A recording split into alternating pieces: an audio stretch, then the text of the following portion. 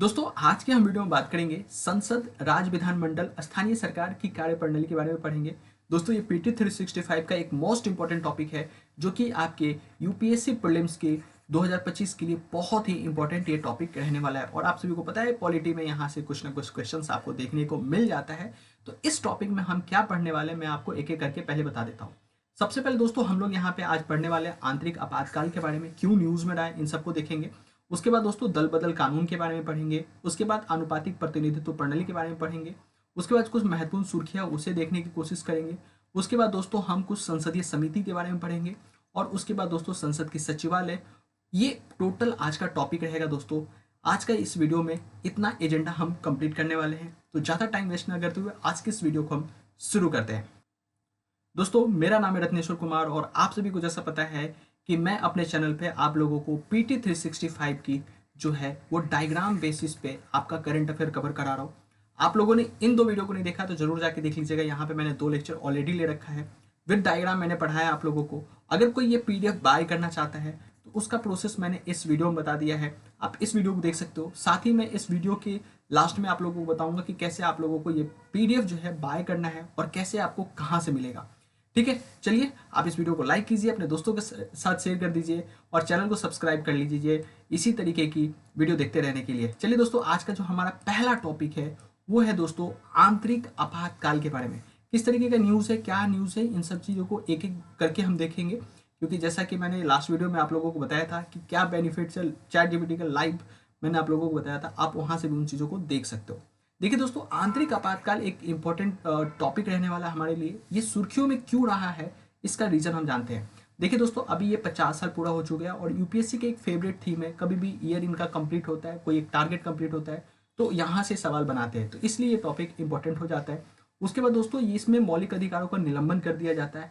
ये संविधान के भाग जो है 18 में आपको देखने को मिलता है, आर्टिकल 352 से लेकर के 60 तक। ये 2-3 चीज इंफॉर्मेशन आपको ध्यान रखना है, ठीक है।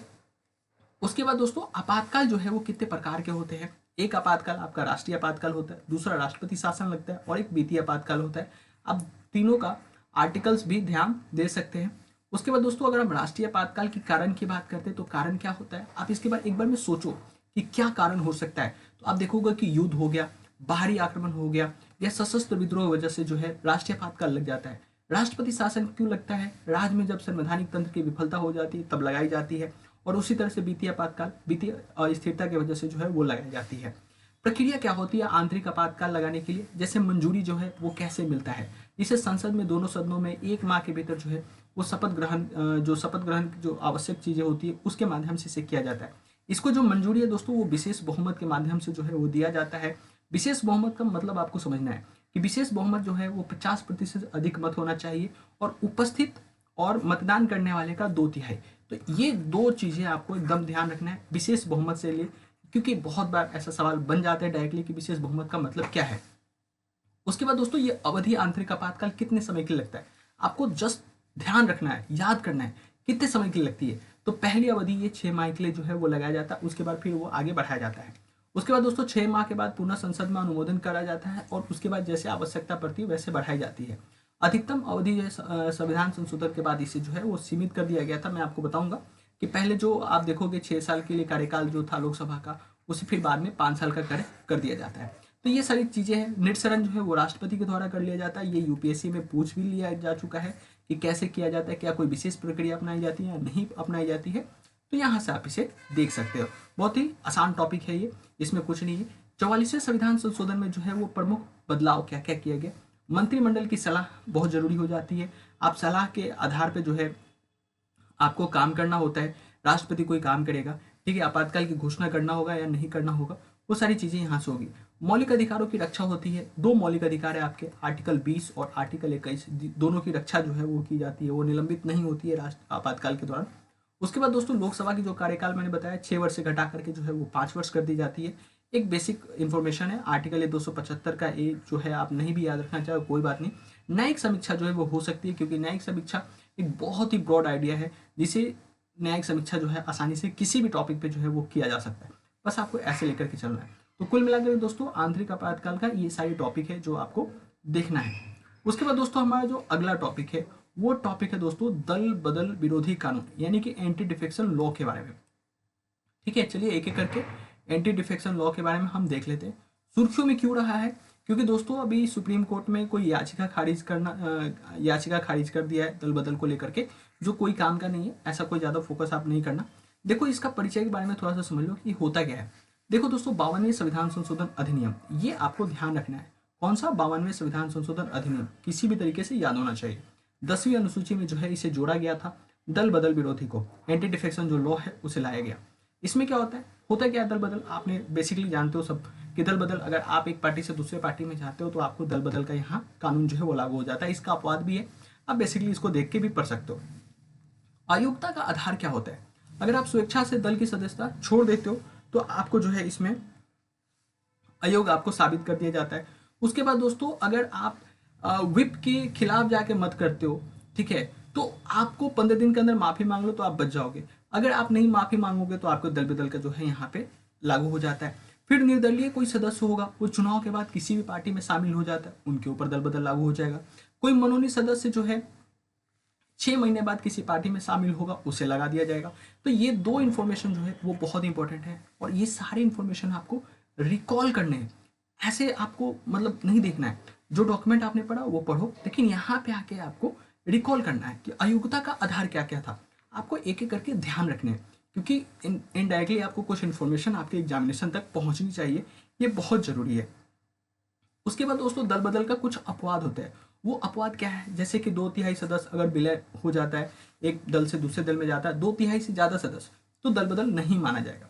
लोकसभा का अध्यक्ष हो गया या राज्यसभा के जो उपसभापति होते हैं वो चुन लिए जाते हैं, तो वहाँ पे वो पार्टी छोड़ करके वो पोस्ट पे जाएंगे और उसके बाद जो है वो फिर दोबारा अपनी पार्टी में आ सकते हैं, तो उनके ऊपर कोई दल बदल लागू नहीं होगा। देखो इसमें समस्या क्या है? दल बदल संबंधित कोई निपटान करने के लिए कोई समय सीमा जो है वो निर्धारित नहीं है, और यूपीएससी ऐसी चीज़ों के पीछे बहुत अच्छे से काम करती है। वो कह देगा कि इतने समय के अंदर निर्धारित कर दिया जाता है दल बदल का कानून, तो आपको ये डेफिनेटली समझ के रखना है कि समय सीमा इसमें निर्धारित नहीं है, कोई प्रावधान नहीं है। ठीक है, कुछ ऐतिहासिक निर्णय वगैरह जो है सुप्रीम कोर्ट के मामले में आया, जैसे कि होतो होलोवान बना जाचिल्लू जो बात था, उसमें बोला गया कि स्पीकर का जो है न्यायिक निर्णय जो है समीक्षा किया जा सकता है। जो लोकसभा अध्यक्ष होंगे, जो स्पीकर होंगे, वो उनका जो निर्णय आएगा कि दल बदल हुआ है या नहीं हुआ, उसको न्यायिक समीक्षा किया जा सकता है। वो न्यायिक समीक्षा से परे नहीं होंगे। मैंने पहले अभी आपको कॉन्सेप्ट बताया। न्यायिक समीक्षा का ऐसा कॉन्सेप्ट है कि आपको एकदम ब्रॉडर आइडिया के साथ उसको लेकर चलना है। किसी भी सब्जेक्ट पे जो है न्यायिक समीक्षा जो है किया जा सकता है, ऐसा पॉसिबिलिटी है। उसके बाद एक और केस हुआ 2020 में।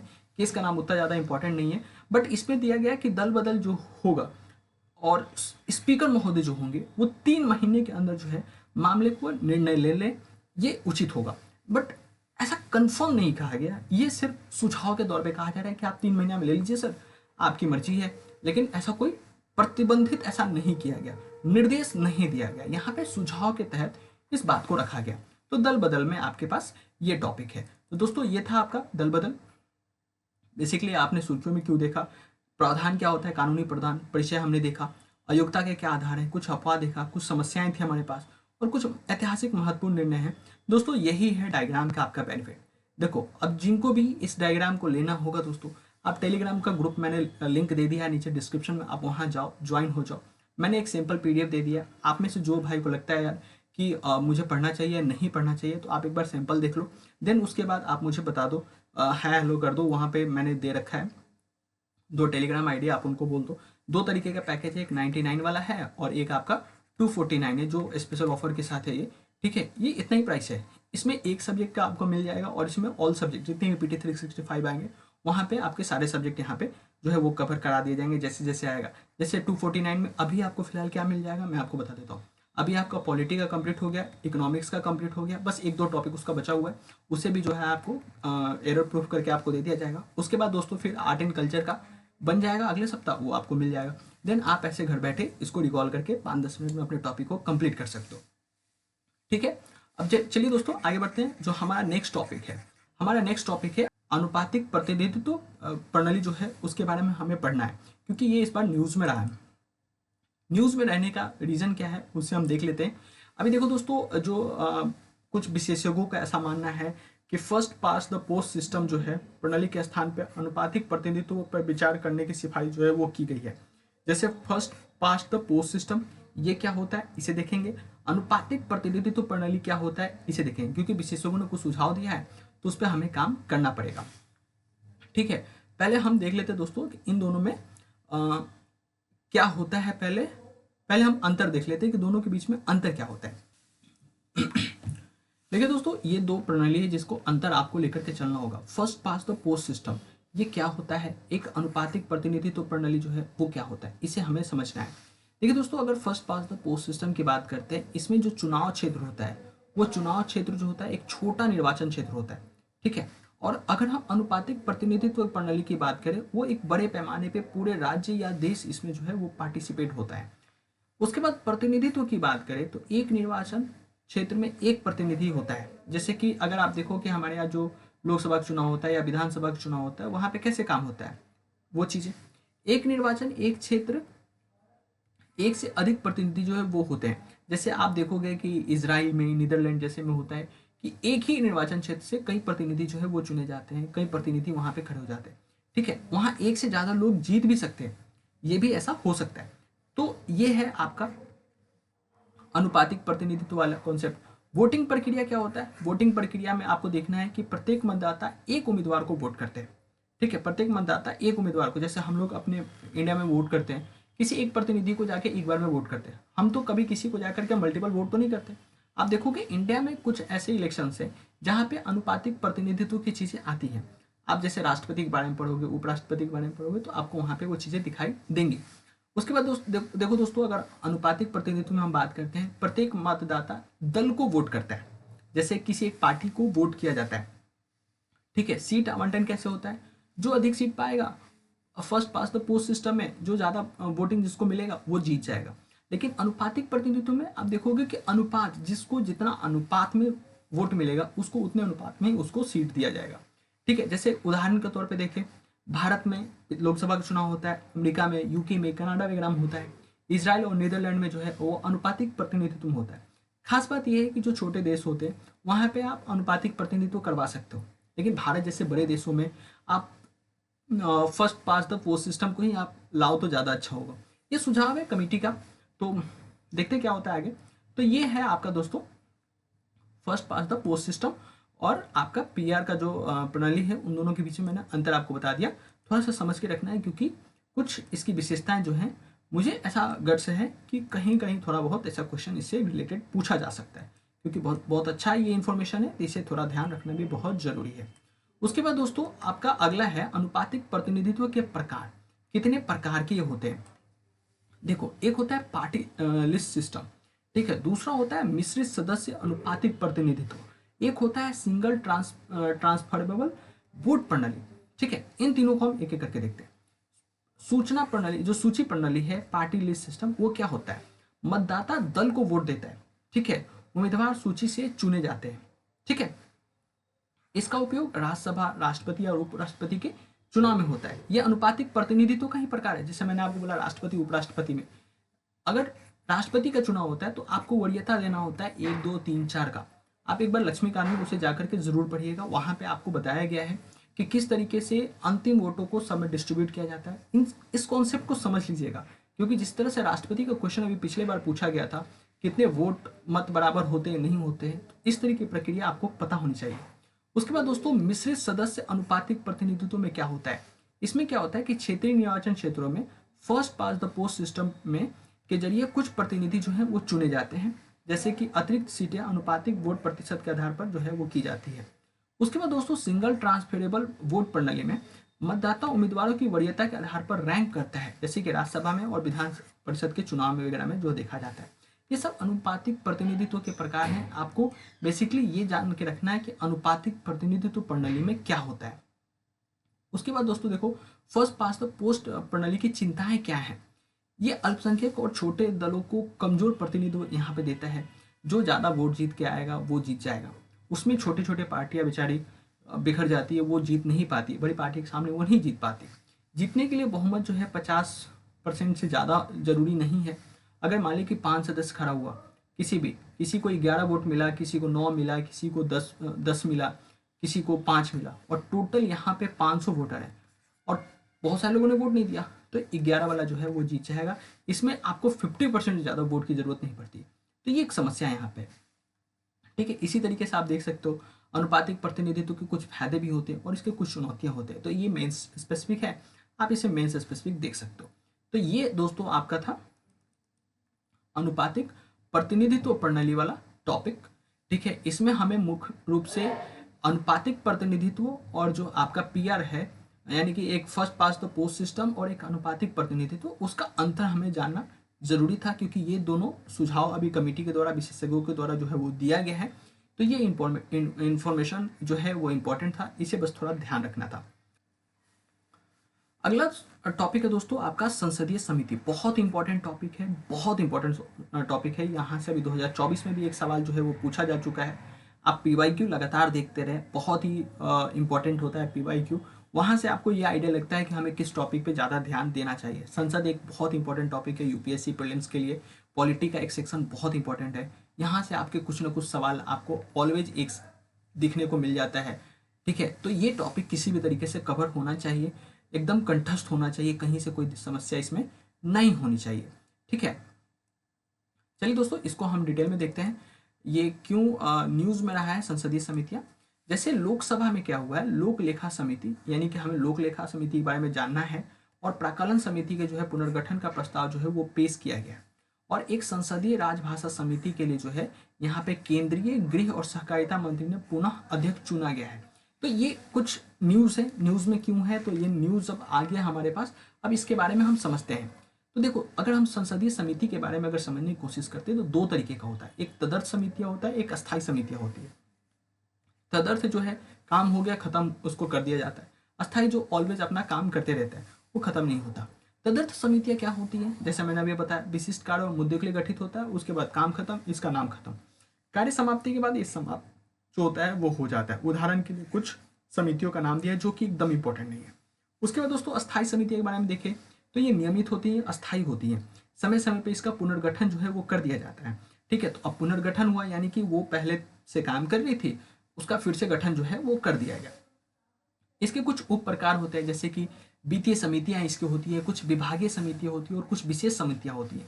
तो देखो दोस्तों, इसमें जो महत्वपूर्ण है वो आपको वित्तीय समिति एकदम से पता होना चाहिए और एक विशेष समिति के बारे में थोड़ा बहुत आपको पता होना चाहिए। तो सबसे ज़्यादा इंपॉर्टेंट आपकी वित्तीय समिति है, जिसमें लोक लेखा समिति, प्राक्कलन समिति, और ये दो आपके लिए बहुत इंपॉर्टेंट है। इसके बारे में आप कंठस्थ पढ़िए, लक्ष्मीकांत में जाकर के डिटेल में पढ़िए, इसको कहीं से भी शॉर्ट्स मत करना। ठीक है, इसके बारे में डिटेल से पढ़ना। ठीक है, उसके बाद देखो दोस्तों, यहाँ पे मैंने आपको छोटा छोटा इन्फॉर्मेशन दे दिया है, जैसे कि लोक लेखा समिति के बारे में। यहाँ से आपको कंप्लीट नहीं करना है, यहाँ से कुछ इन्फॉर्मेशन आपको याद रहना चाहिए, लेकिन लोक लेखा समिति के बारे में अच्छे से पढ़ना है, प्राक्कलन समिति के बारे में अच्छे से पढ़ना है। देखो, प्रमुख संसदीय समिति के बारे में अगर हम बात करें तो इसका जो गठन हुआ है वो 1921 में पहली बार हुआ था। मॉन्टेग्यू चेम्सफोर्ड सुधार के तहत इसको किया गया था। ठीक है, इसके जो सदस्य होते हैं वो 22 सदस्य होते हैं। इसमें लोकसभा और राज्यसभा से जो है वो सदस्य चुने जाते हैं। समिति से संबंधित जो सवाल यूपीएससी पूछता है उसमें मेंबर से संबंधित सवाल हो जाता है, यानी कि जो सदस्य से संबंधित सवाल होता है उसे पूछ देता है कि सदस्य जो है केवल राज्यसभा से है या केवल, एक मिनट, राज्यसभा से है या लोकसभा से है। इस तरह से सवाल जो है पूछा जाता है। वो आपसे कभी नहीं पूछेगा कि 22 है, 27 है, 28 है, 35 है। वो कॉन्सेप्चुअल चीजें पूछेगा कि आपको पता है कि नहीं कि लोकसभा से है या राज्यसभा से या कहीं दोनों से है। इस तरह की चीज़ों को आपको बहुत अच्छे से ध्यान रखना है। जैसे कि प्राक्कलन समिति, प्राक्कलन समिति के आप देखोगे इसके 30 सदस्य होते हैं और तीनों के जो 30 के 30 सदस्य होते हैं वो लोकसभा से होते हैं।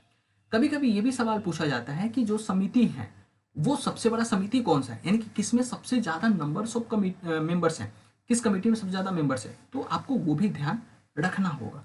इनके काम है जिसे आपको ध्यान रखना होगा, जो मैं आपको पहले कह रहा हूँ, लक्ष्मीकांत से जाकर के आपको इसको जरूर पढ़ना। ठीक है, प्राक्कलन समिति के बारे में यहाँ पे आप देख लो, बजट अनुमान वगैरह लगाते हैं और चाहो तो यहाँ से भी आप रिकॉल कर सकते हो।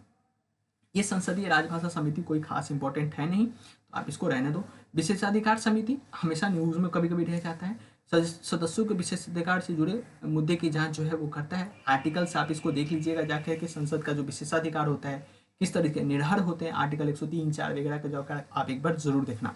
ठीक है, अब कार्य देखो क्या करता है। लोकसभा में इसमें 15 और राज्यसभा से 10 सदस्य जो है इसके सदस्य जो हैं वो इसमें होते हैं, कोई ऐसा काम का है नहीं ये। बस आप लोक लेखा और प्राकलन को जो है वो जरूर से देखना। कैबिनेट समिति को आप देखोगे तो कैबिनेट समिति में आपको कुछ चीजें दिखाई देगी। जैसे कैबिनेट समिति का अगर स्वरूप की बात करें तो संविधानेतर है, ये संविधान में इसके बारे में कोई ऐसा प्रावधान नहीं किया गया। गठन इसका जो है वो भारत सरकार कार्य संचालन जो नियम है 1961 के तहत इसको किया गया है। प्रमुख कैबिनेट समितियां कौन कौन सी है इसको भी आप जाकर लक्ष्मीकांत में जरूर पढ़िएगा। लक्ष्मीकांत में इसके बारे में डिटेल में दिया हुआ है। आर्थिक मामलों के लिए है, राजनीतिक मामलों के लिए, संसदीय मामलों के लिए, निवेश और विकास समिति संबंधित है। तो ये कुछ ऐसा कुछ खास इंपॉर्टेंट नहीं है, बट हाँ कोई भी कैबिनेट समिति होगी उसका अध्यक्षता जो है हमारे भारत के प्रधानमंत्री या कोई वरिष्ठ मंत्री जो है वो करेंगे। अधिकतर आपको प्रधानमंत्री वहां पे दिखाई देंगे। ठीक है, समितियों की उसकी भूमिका महत्व क्या होता है ये मेन से स्पेसिफिक है, कोई काम का आपका नहीं है, आप इसे रहने दो। अगला जो टॉपिक है दोस्तों हमारे पास है वो है संसद का सचिवालय। आप ये ध्यान रखना, यूपीएससी ने जो सवाल पूछा अभी तक वो ये पूछा है कि लोकसभा के लिए सचिवालय अलग है, राज्यसभा के सचिवालय अलग है, इस तरह से इन्होंने सवाल पूछा। इतना डीप अभी तक इन्होंने नहीं गए, लेकिन अब कभी सवाल इससे बनता है तो वो डीप सवाल बन सकता है। तो संसद के सचिवालय के बारे में आप जरूर देख लें। जैसे कि न्यूज में क्यों रहा, क्योंकि इसके 75 वर्ष जो है वो कंप्लीट हो गए। सचिवालय ने भारतीय संसद के दोनों सदनों लोकसभा और राज्यसभा के कार्य संचालन में अहम भूमिका निभाती है। क्या काम करता है सचिवालय उसके बारे में मेन से स्पेसिफिक टॉपिक है। प्रीलिम्स के बारे में आप ना जानो कोई ऐसा कोई चीज़ है नहीं। ठीक है, बस सचिवालय का काम ये समझ लो कि आपका जो है लोकसभा और राज्यसभा को वो सहायता प्रदान करते हैं कार्य करने में, किस तरह से कहाँ कौन सी मीटिंग होने वाली है, कौन से डॉक्यूमेंट पेश करना है, ये सारी चीज़ें जो है वो सचिवालय काम करता है। ठीक है, संवैधानिक प्रावधान में आप देख लो अनुच्छेद 98 में इसका प्रावधान जो है वो किया गया है। प्रत्येक सदन के लिए अलग अलग सचिवालय होगा, ये चीज़ ध्यान रखना है। अब ये टॉपिक इंपॉर्टेंट नहीं है, ठीक है, इतना इंपॉर्टेंट नहीं है, बट ये इन्फॉर्मेशन इंपॉर्टेंट है क्योंकि लोकसभा के लिए अलग होता है और राज्यसभा के लिए अलग होता है, आप इसे ध्यान रखिएगा। ये संसद द्वारा सदनों के सचिवालय, कर्मचारियों की भर्ती, नियुक्ति, सेवा शर्तें और कानून बनाने के प्रावधान जो है वगैरह इसमें दिया गया है।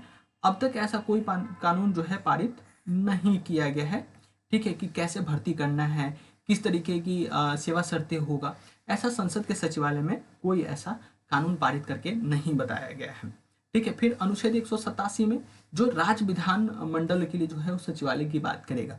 ठीक है, अनुच्छेद 98 में जो है वो लोकसभा और राज्यसभा के लिए है और 187 जो है आपका कहाँ के लिए काम करेगा, तो राज्यों के लिए काम करेगा। अब देखो सचिवालय का इतिहास वगैरह आप चाहो तो पढ़ सकते हो, वैसे कोई काम का ये है नहीं। ठीक है, इसे रहने दो। सचिवालय का कार्य जो है अब देख लो, यहाँ पे कुछ खास ऐसा इन्फॉर्मेशन है नहीं जो मैं आपको बताऊँ, बस बेसिकली आपको समझ के रखना है। सचिवालय की संरचना कैसे होता है, जैसे कि लोकसभा सचिवालय और राज्यसभा सचिवालय। लोकसभा सचिवालय का प्रमुख कौन होगा, याद करो, लोकसभा सचिवालय का प्रमुख जो होगा वो लोकसभा का अध्यक्ष होगा। नियंत्रण कौन करेगा, लोकसभा के अध्यक्ष के निर्देशन से होगा।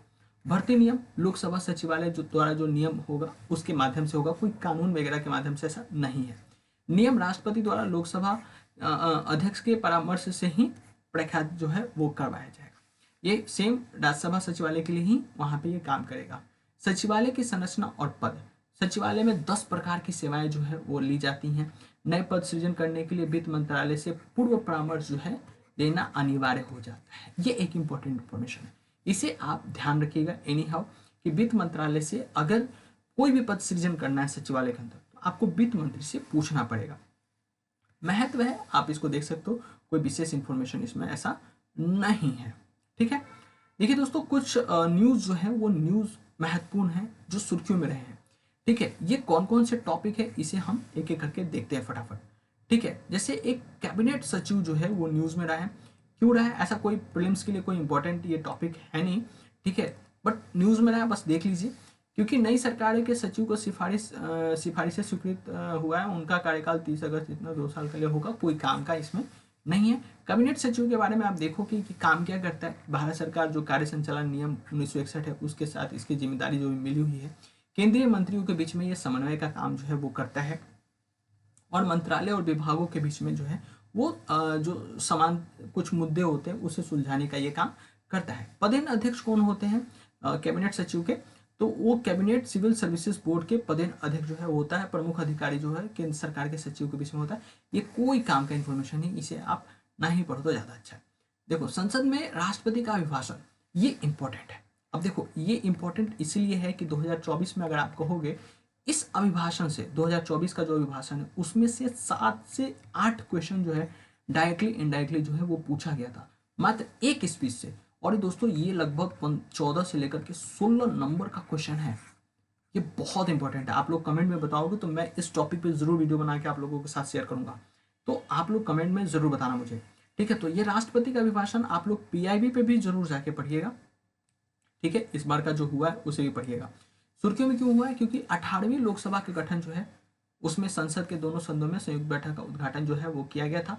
यूपीएससी ने इस बार पूछा था 18वीं लोकसभा में होगा या नहीं होगा, ये ध्यान रखना है, फैक्ट्स, ठीक है। राष्ट्रपति का अभिभाषण के संवैधानिक प्रावधान क्या है? संविधान में इसके बारे में जो है वो जिक्र किया गया है कि जब भी कोई नया सेशन होगा तब, ठीक है। यहाँ पे देखो, यहाँ लिखा हुआ है राष्ट्रपति संसद के किसी एक या दोनों सदनों की संयुक्त बैठक में अभिभाषण कर सकता है एक बार। राष्ट्रपति संसद के दोनों सदनों की संयुक्त बैठक में 2 अवसरों पर अभिभाषण जो है वो दे सकता है। वो 2 अवसर कौन कौन से हैं? प्रत्येक आम चुनाव के बाद पहले सत्र में और हर वर्ष के पहले सत्र में, यानी कि 2025 के पहले सत्र में अभिभाषण जो है आ चुका है, जिसे आपको पीआईबी से पढ़ना है। संविधान संशोधन को लेकर के क्या प्रावधान यहाँ पे है?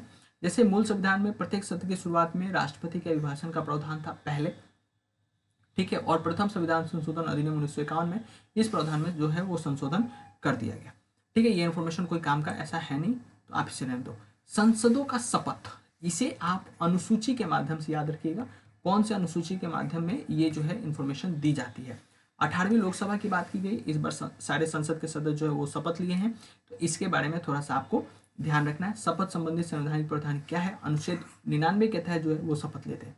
अभी क्या है, राष्ट्रपति के सामने शपथ लेते हैं। अब लोकसभा में क्या है, लोकसभा में पहले कौन आएगा, प्रोटेम स्पीकर कौन बनेगा, ये सब आप जाके स्टैटिक्स लक्ष्मीकांत से पढ़िएगा, क्योंकि वहां से आके ये चीजें क्लियर होंगी, ठीक है। इसे जाकर के आप जरूर से देखिएगा, ठीक है। देखो, जो स्टैटिक इन्फॉर्मेशन था वो मैंने आप लोगों को बता दिया कि आपको कहाँ से, लक्ष्मीकांत से पढ़ना है, किससे पढ़ना है।